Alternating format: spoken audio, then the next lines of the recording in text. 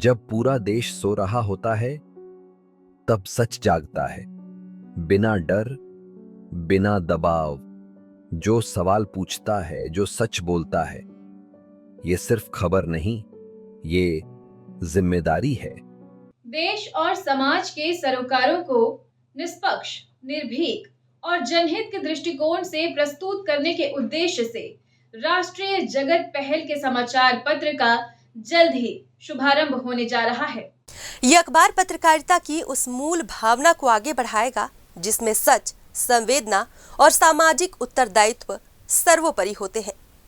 राष्ट्रीय जगत पहल केवल एक समाचार पत्र नहीं, बल्कि विचार, विवेक और परिवर्तन की पहल है। यह मंच राष्ट्रीय राजनीति, प्रदेशीय घटनाक्रम, ग्रामीण व शहरी मुद्दों, शिक्षा, स्वास्थ्य, पर्यावरण, संस्कृति, खेल और समाज के हाशिए पर खड़े वर्गों की आवाज को प्रमुखता से सामने लाएगा। राष्ट्रीय जगत पहल, सच की आवाज, बेखौफ अंदाज।